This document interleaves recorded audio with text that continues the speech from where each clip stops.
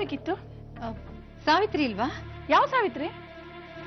ಅಯ್ಯೋ, ಸಾವಿತ್ರಿನ ಯಾವ ಸಾವಿತ್ರಿ ಅಂತೀರಲ್ಲ, ನಮ್ಮ ಅಕ್ಕ ಸಾವಿತ್ರಿ ಗೊತ್ತಿಲ್ವಾ? ನೀವ್ಯಾರ್ರಿ? ಯಾವ ಸಾವಿತ್ರಿನೂ ಇರ್ಲಿಲ್ಲ ರೀ. ನಿನ್ ದಾರಿ ಬಿಡಮ್ಮ. ನೀನು ನಿಂತ್ಕೊಳ್ರಿ ಇಲ್ಲಿ. ಯಾರ್ ಬೇಕಿತ್ತು ಅಂತ ಹೇಳ್ತಾ ಇಲ್ಲ. ನಾಲ್ಗೆ ಬಿಗಿ ಹಿಡಿದು ಮಾತಾಡು. ನಾನು ಪದ್ಮಾವತಿ, ಸಾವಿತ್ರಿ ಅವ್ರ ತಾಯಿ. ಸಾವಿತ್ರಿ ಈ ಮನೆ ಸೊಸೆ. ಓ, ನೀನ್ ಹೊಸ ಕೆಲ್ಸಕ್ಕೆ ಸೇರ್ಕೊಂಡಿದೀಯಾ? ಮನೆಯವ್ರ ಹೆಸರು ಗೊತ್ತು ಮಾಡ್ಕೊಳಕ್ ಆಗಲ್ವಾ ನಿನ್ಗೆ? ಕರೀರಿ ನಿಮ್ ಯಜಮಾನ್ರನ. ನಾಗರಾಜ್ ಅವ್ರೆ, ಯಮ್ನಮ್ಮ. ಇಲ್ಲಿ ಯಾರು ಇಲ್ಲ ಕಣಮ್ಮ, ಸುಮ್ನೆ ಹೋಗಮ್ಮ. ಒಳ್ಳೆ ತಲೆ ತಿನ್ನ ಗಿರಾಕಿ.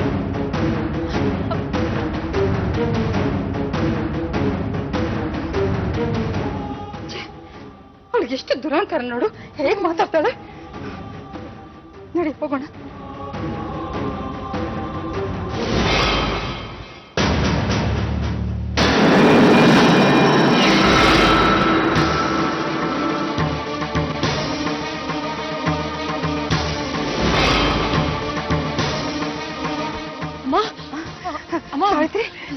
ಬಂದಿ ಅಮ್ಮ? ತುಂಬಾ ಹೊತ್ತಾಯ್ತಮ್ಮ ಬಂದು. ಅಲ್ಲ ಕಣೆ, ನಾನು ಆಗ್ಲೇ ಬಂದೆ. ನಿಮ್ ಕೆಲಸದವಳು ಬಾಯ್ ಬಂದಾಗೆಲ್ಲ ಮಾತಾಡ್ಬಿಟ್ಟು ಒಳಗಡೆನೂ ಬಿಡ್ಲಿಲ್ಲ, ಬಾಗ್ಲ ಹಾಕೊಂಡ್ಬಿಟ್ಲು. ಅಕ್ಕ ನೀನು ಬಾ, ಅವ್ರಿಗೆ ಚೆನ್ನಾಗಿ ಬೈವೆ. ನಾನು ಅವಳಿಗೆ ಬೈದಿದ್ದೀನಿ, ನೀನು ಬಿಡ್ಬೇಡ ಬಾ. ಅಮ್ಮ, ಅವರು ಹೊಸ ಕೆಲ್ಸದವರು ಹಳ್ಳಿಯಿಂದ ಬಂದಿದ್ದಾರೆ. ಅವ್ರಿಗೆ ನಮ್ ಹೆಸರುಗಳು ಯಾವ್ದು ಗೊತ್ತಿಲ್ಲ, ಅದಕ್ಕೆ. ಸರಿ ಬಾ ಅಕ್ಕ, ಒಳಗಡೆ ಹೋಗೋಣ.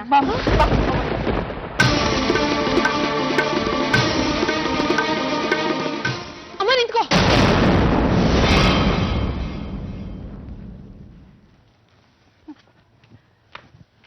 ಯಾಕೆ ಸಾವಿತ್ರಿ, ಏನೈತೆ? ಅದು ನಾನು ನಮ್ಮ ಅತ್ತೆ ಅಂಗಡಿಗೆ ಹೋಗಿದ್ವಿ. ನಮ್ಮ ಅತ್ತೆ ಅಲ್ಲೇ ಬಿಟ್ಬಿಟ್ಟು ಬಂದಿದ್ದೀನಿ. ನಂಗೋಸ್ಕರ ಕಾಯ್ತಿರ್ತಾರೆ. ನಾನೀಗ ವಾಪಸ್ ಹೋಗ್ಬೇಕು. ಸರಿ ಅಕ್ಕ, ನೀನ್ ಹೋಗ್ಬಿಟ್ ಬಾ. ನಾನು ಅಮ್ಮ ಕುತ್ಕೊಂಡು ಟಿವಿ ನೋಡ್ತಾ ಇರ್ತೀವಿ. ಬಾ ಅಮ್ಮ. ಬೇಡಮ್ಮ,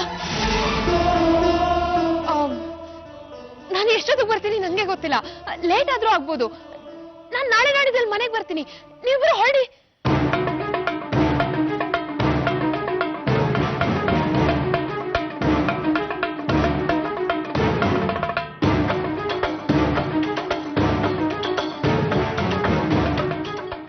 ಅಲ್ಲ ಕಣೆ ಸಾವಿತ್ರಿ, ಮನೆ ಬಾಗಿಲವರೆಗೂ ಬಂದಿದೀವಿ. ಒಳಗಡೆ ಕರೆದು ಒಂದ್ ಲೋಟ ಕಾಫಿ ಕೊಡ್ಲಿಲ್ವಲ್ಲ? ಹೊರಡಿ ಅಂತ ಇದೆಯಲ್ಲೇ. ಕಾಫಿ ಕುಡಿಯೋದು ದೊಡ್ಡ ವಿಷಯನಮ್ಮ. ಅರ್ಥ ಮಾಡ್ಕೋ, ನಮ್ಮ ಅತ್ತೆ ನನ್ಗೋಸ್ಕರ ಅಲ್ಲಿ ಕಾಯ್ತಿರ್ತಾರೆ. ನಾನ್ ಬೇಗ ಹೋಗ್ಬೇಕು.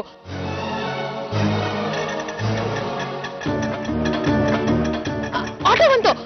Auto auto auto auto auto auto auto ನಿಲ್ಸಿ. ಅಮ್ಮ, ನಮ್ಮ ಏರಿಯಾದಲ್ಲಿ ಆಟೋ ಸಿಗೋದೇ ಕಷ್ಟ. ಸಿಕ್ಕಿದೆ, ಹೊರಟ್ಬಿಡಿ. ಹೊರಡು ರಂಜು. ಅಕ್ಕ, ನಂಗೆ ಬಿಕ್ಕಳಿಕೆ ಬರ್ತಿದೆ, ಸ್ವಲ್ಪ ನೀರ್ ಕೊಡು. ನೀರ ನೀ ಮನೆಗೆ ಹೋದ್ಮೇಲೆ ಕುಡಿಬೋದಲ್ಲ ರಂಜು. ನೀ ಹೊರಡಮ್ಮ, ಹೊರಡು.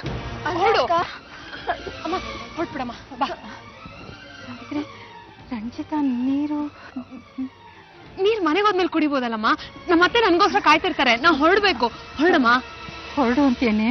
ಹೂಮ್ಮ, ಹೇಳದ್ನಲ್ಲ, ನಮ್ಮ ಅತ್ತೆನ್ ಕಾಯ್ಸೋದ್ ಸರಿಗಿರಲ್ಲ. ನೀ ಹೊರಡು. ಅಲ್ವೇ, ನಿನ್ನ ಹತ್ರ ಮಾತಾಡ್ದಂಗೆ ಆಗ್ಲಿಲ್ಲ ಕಣೆ. ಅಮ್ಮ, ಮಾತಾನೆ ಯಾವಾಗ ಬೇಕಿದ್ರು ಆಡ್ಬೋದು. ನೀನ್ ಹೊರಡಮ್ಮ.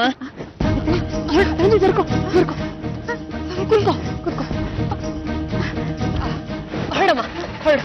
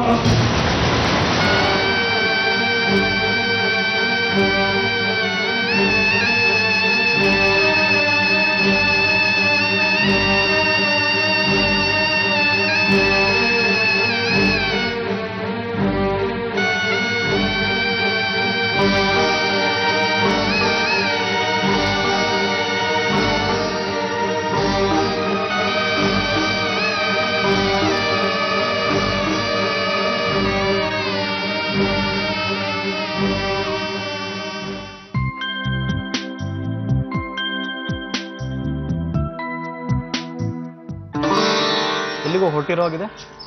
ಇಷ್ಟೊತ್ತಲ್ಲಿ ಎಲ್ಲಿಗೆ ಹೋಗ್ತಾರೆ? ಆಫೀಸ್ಗೆ. ಈ ಟೇಬಲ್ ಕೆಳಗೆ ಬಿದ್ದಿತ್ತು. ನಿನ್ಗೋಸ್ಕರ ಅಷ್ಟೊಂದು ಕಷ್ಟಪಟ್ಟು ನನ್ನ ಫ್ರೆಂಡ್ ಹತ್ರ ಮಾತಾಡಿ ಹೆಚ್ಚಿಗೆ ಸಂಬಳ ಬರೋ ಕೆಲಸನ ಹುಡುಕಿ ಅಪಾಯಿಂಟ್ಮೆಂಟ್ ಲೆಟ್ರು ತಂದುಕೊಟ್ಟು ಆಫೀಸ್ಗೆ ಹೋಗು ಅಂತ ಹೇಳಿದ್ರೆ ಇದು ಕೊಡ್ತಾ ಇರೋ ಬೆಲೆ ಇದೇನಾ? ಅದರರ್ಥ ಏನು ಅಂತ ಗೊತ್ತಾಗಿರ್ಬೇಕಲ್ಲ. ಅಂದ್ರೆ ಕೆಲ್ಸಕ್ಕೆ ಹೋಗಲ್ವಾ? ಆ ಪ್ರತಾಪನ್ ಸಹವಾಸ ಬಿಡಲ್ಲ. ಹೌದು, ಬಿಡಲ್ಲ. ನಿನ್ನವನ ಮಧ್ಯೆ ಏನಿದೆ ಅಂತ ನನಗೆ ಗೊತ್ತು. ಆಫೀಸ್ ಅನ್ನೋದು ಬರೀ ನೆಪ ಮಾತ್ರ. ಅದ್ರ ಹೆಸರಲ್ಲಿ ಪಾರ್ಕು ಮಾಲು ಅಂತ ಪೋಲಿ ತಿರುಗ್ತಾ ಇದ್ದೀರಾ. ಪೋಲಿ ಗೀಲಿ ಅಂತೆಲ್ಲ ಹೇಳ್ಬೇಡ ನೀನು. ಅಂತ ಯಾವ ಕೆಲಸನೂ ನಾನು ಮಾಡ್ತಿಲ್ಲ. ಮಾಡೋರು ಎಲ್ರು ಹೀಗೆ ಹೇಳೋದು. ನೋಡು, ನೀನ್ ನನ್ನ ಜೊತೆ ಮಾತಾಡಬಾರ್ದು, ಅವ್ನ್ ನೋಡ್ಲೂಬಾರ್ದು, ಅವನಿಗೆ ಫೋನು ಮಾಡಬಾರ್ದು. ತಗೋ ಇದನ್ನ. ನೀನ್ ಯಾಕಿದ್ದನ್ನೆಲ್ಲ ನನಗೆ ಹೇಳ್ತಿದ್ಯಾ? ನಾನ್ ಯಾಕಿದ್ದನ್ನೆಲ್ಲ ಕೇಳ್ಬೇಕು? ನಾನು ನಿಮ್ಮಣ್ಣ, ನಾನ್ ಹೇಳಿದ್ದನ್ನ ನೀನ್ ಕೇಳಲೇಬೇಕು. ಕೇಳಲ್ಲ. ನಿನ್ ಮಾತು ನಾನು ಕೇಳಲ್ಲ. ನನ್ ಮನ್ಸಿಗೆ ಸರಿ ಅನ್ಸೋದನ್ನ ನಾನು ಮಾಡೋದು. ಇಷ್ಟ ಬಂದಂಗಿರೋರ್ಗೆ ಈ ಮನೇಲಿ ಜಾಗ ಇಲ್ಲ. ಮನೆ ನಿಂದಲ್ಲ, ಅಪ್ಪಂದು. ಮನೇನ ಅಪ್ಪ ಒಬ್ಬರೇ ಕಟ್ಟಿಲ್ಲ, ನಾನು ಕಟ್ಟಿದ್ದೀನಿ. ಇವಾಗ್ಲೂ ಸಾಲ ತೀರಿಸ್ತಾ ಇದ್ದೀನಿ. ಯಾಕೆ ಕಿರ್ಚಾಡ್ತಾ ಇದೀಯಾ? ನೋಡಪ್ಪ ಅವಳನ್ನ, ಎಷ್ಟು ಅಹಂಕಾರವಾಗಿ ಮಾತಾಡ್ತಾಳೆ. ನಾನು ಏನೇ ಮಾತಾಡ್ರು ಮತ್ತೆ ಮಾತಾಡ್ತಾಳೆ. ವಿನುತಾ, ಏನಮ್ಮ ಇದೆಲ್ಲ? ಏನಾಯ್ತು? ಯಾಕೆ ಸುಮ್ಮನೆ ನಿಂತ್ಕೊಂಡೆ? ಮಾತಾಡು. ಹೇಳ, ನಿನ್ ವಿಷಯ ಇಲ್ಲ. ಪ್ರೀತಮ್, ನಿಧಾನ ಮಾತಾಡು. ಯಾಕೆ ಕಿರ್ಚಾಡ್ತಾ ಇದೀಯಾ? ಅಪ್ಪ, ಇವಳು ಹೋಗ್ತಾ ಇರೋ ಆಫೀಸ್ ಯಾವ್ದು ಗೊತ್ತಾ? ಹೇಳ.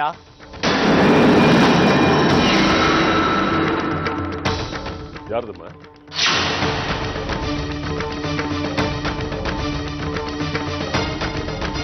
ಅಪ್ಪ, ಅವ್ರು ನಿಮಗ್ ಗೊತ್ತಿಲ್ಲ. ಸುಳ್ಳು ಹೇಳ್ಬೇಡ. ಆಟ ಆಡ್ತಾ ಇದ್ದೆ ನನ್ನ ಮುಂದೆ ನೀನು. ಪ್ರೀತಮ್, ಯಾಕೆ ಹೀಗೆ ಆಡ್ತಾ ಇದೀಯ? ಅವತ್ತು ಹೆಣ್ಮಕ್ಳ ಜೊತೆ ಹೀಗೆ ಬಿಹೇವ್ ಮಾಡೋದು? ನನ್ನ ಅಂತ ಇದ್ದೀರಾ? ನಾನು ಆಗ್ಲಿಂದ ನೋಡ್ತಾ ಇದ್ದೀನಿ, ಕಿರ್ಚಾಡ್ತಾನೆ ಇದೀಯಾ. ಇದೇನ ಕಲ್ತಿರೋದು ನೀನು? ಅಪ್ಪ, ಇವಳು ತಪ್ಪು ಮಾಡ್ತಾ ಇದ್ದಾಳೆ. ಆಯ್ತಪ್ಪ, ತಪ್ಪು ಮಾಡ್ತಾ ಇದ್ರೆ ನನಗೆ ಹೇಳು, ನಾನು ವಿಚಾರಿಸ್ತೀನಿ. ಅದಕ್ಕೋಸ್ಕರ ಜಗಳ ಆಡ್ಬೇಕಾ? ಅಂದ್ರೆ ನನಗ್ ಕೇಳೋ ಹಕ್ಕಿಲ್ವಾ? ಪ್ರೀತಮ್, ಇದು ಹಕ್ಕು ಅಧಿಕಾರದ ಪ್ರಶ್ನೆ ಅಲ್ಲ. ಮನೆ ವಿಷಯಗಳನ್ನ ಮಾತಾಡ್ಬೇಕಾದ್ರೆ ಸೂಕ್ಷ್ಮತೆ ಇರಬೇಕು ಅಂತ ಹೇಳ್ತಾ ಇದ್ದೀನಿ.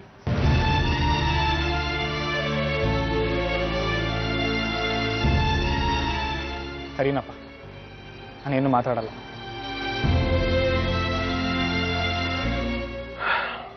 ಪ್ರೀತಮ್,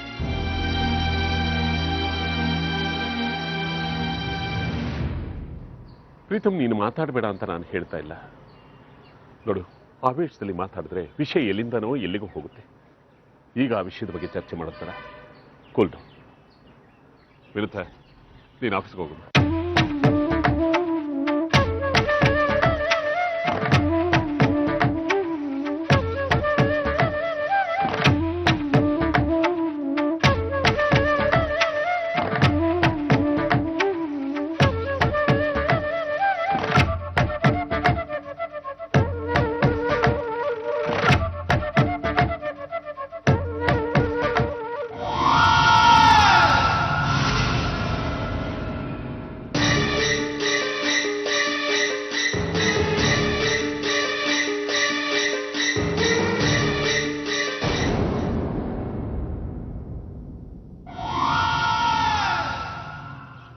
ಈಗ ಅರ್ಥ ಆಯ್ತಾ ಈ ಮನೇಲಿ ನಿನ್ನ ಬೆಲೆ ಏನು ಅಂತ?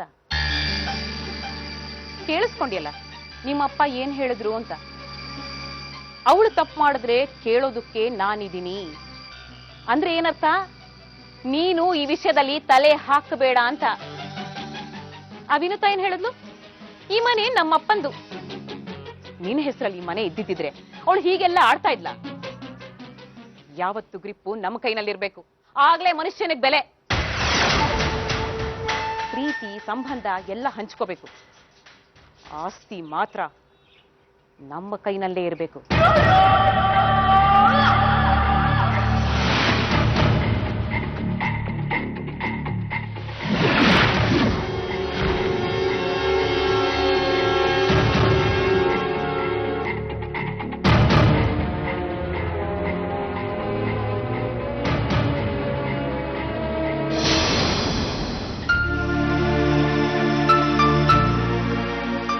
ಪದ್ಮ, ಬಂದ್ಯಾ? ಸತ್ಯನಾರಾಯಣ ಪೂಜೆ ಎಲ್ಲ ಆಯ್ತಾ? ಮುಗೀತು. ಅಯ್ಯೋ ರಾಮ, ಪೂಜೆ ಆಗಿರೋದನ್ನ ಅಷ್ಟು ಬೇಜಾರಾಗಿ ಯಾಕೆ ಹೇಳ್ತಾ ಇದೀಯಾ? ಯಾಕೆ ಪೂಜೆ ಮಾಡಿದ ಮನಸ್ಸಿಗೆ ಸಮಾಧಾನ ಆಗ್ಲಿಲ್ವಾ? ಬೇಜಾರಾಗಿದ್ದು ಸತ್ಯನಾರಾಯಣ ಪೂಜೆ ಬಗ್ಗೆ ಅಲ್ಲ, ನಿಮ್ಮ ಮಗಳು ನನಗೆ ಮಾಡಿದ ಪೂಜೆಗೆ. ಅಂದ್ರೆ ಏನಾಯ್ತು? ಅಲ್ಲ ರೀ, ಮಗಳನ್ನ ಮದುವೆ ಮಾಡಿ ಕಳಿಸಿದೀವಿ. ಅವಳು ಹೇಗಿದ್ದಾಳೋ ಏನ್ ಮಾಡ್ತಿದ್ದಾಳೋ ಅಂತದ್ದು ಕುತೂಹಲ ನಮ್ಗಿರಲ್ವಾ?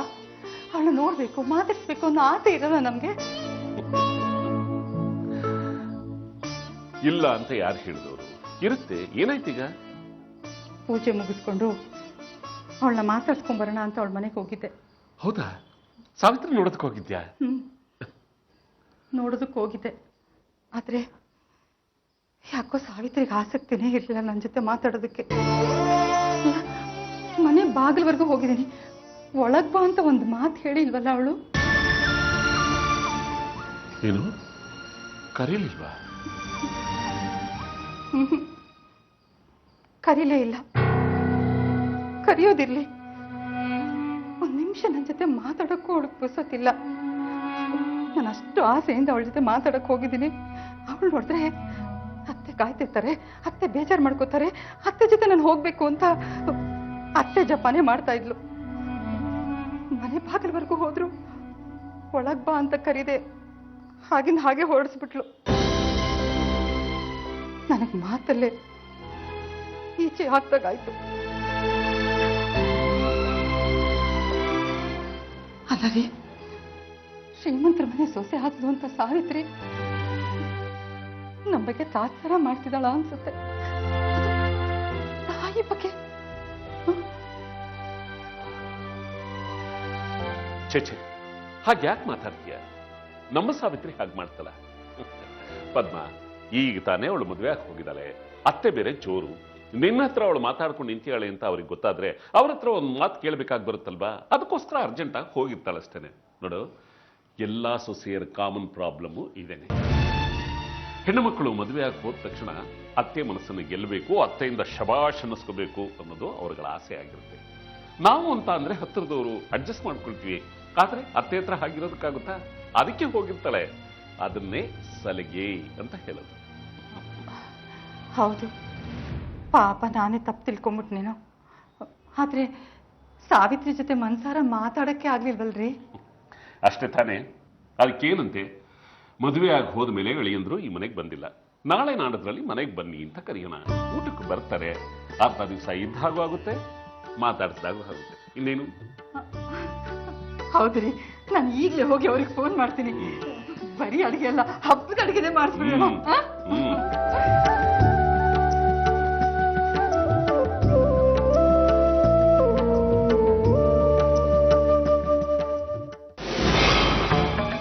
ಇವತ್ತು ಅಮ್ಮನ ಮ್ಯಾನೇಜ್ ಮಾಡಿ ಕಳ್ಸೋ ಅಷ್ಟರಲ್ಲಿ ನನಗೆ ಸಾಕಾಗೋಯ್ತು.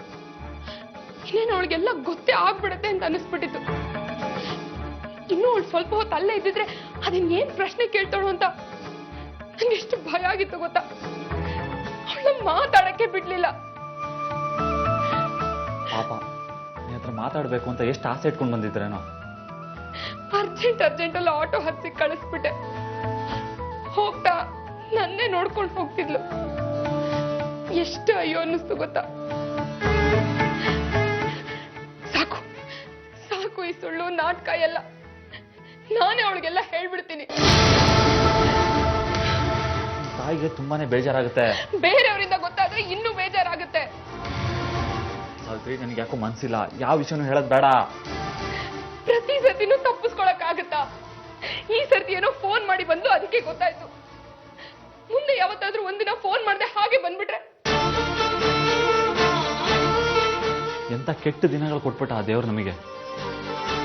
ಇನ್ನಂತ ಒಳ್ಳೆಯೊಳಗೂ ಇಂಥ ಕೆಟ್ಟ ಕಾಲ ಬರಬಾರ್ದಾಗಿತ್ತು.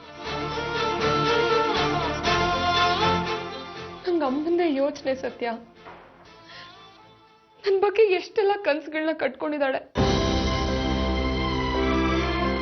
ಇದೊಂದನ್ನ ತೂಗಿಸ್ಕೊಂಡು ಹೋಗೋ ಹಾಗಾಗ್ಬಿಟ್ರೆ ನಂಗಿನ್ಯಾವ ಯೋಚನೆನೂ ಇಲ್ಲ.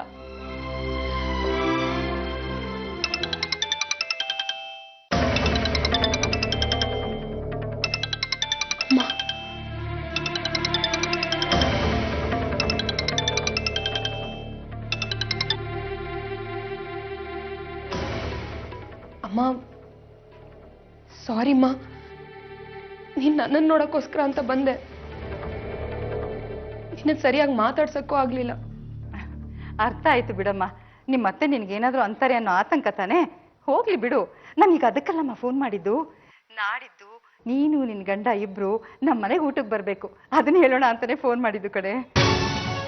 ಅದು ನಾಳೆ ನಾಡಿದ್ರಲ್ಲಿ.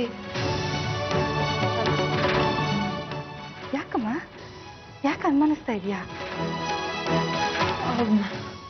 ಅಮ್ಮ, ಅವ್ರು ಫ್ರೀ ಇದಾರೋ ಇಲ್ವೋ ಗೊತ್ತಿಲ್ಲ.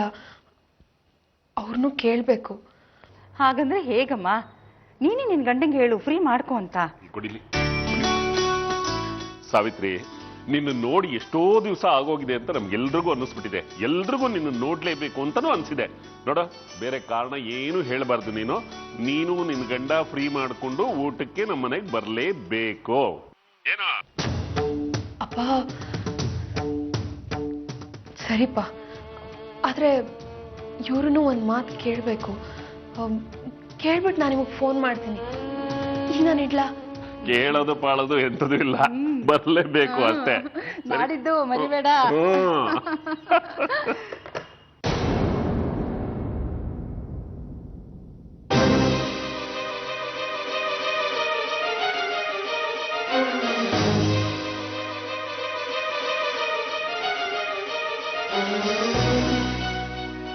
ಈಗ ಇನ್ನೊಂದು ಸಮಸ್ಯೆ ಶುರುವಾಗಿದೆ.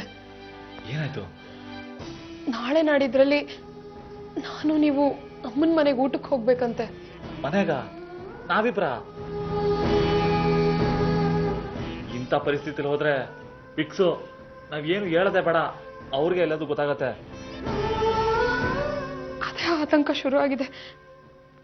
ಮರ್ಯಾದೆ ಉಳಿಸ್ಕೊಳ್ಳೋಕೆ ಒಂದು ಒಳ್ಳೆ ಸೀರೆನೂ ಇಲ್ಲ. ಬಾಡಿಗೆಗೆ ತರೋಣ ಅಂದ್ರೆ ನನ್ನ ಹತ್ರ ಅದಕ್ಕೂ ಕಾಸಿಲ್ಲ.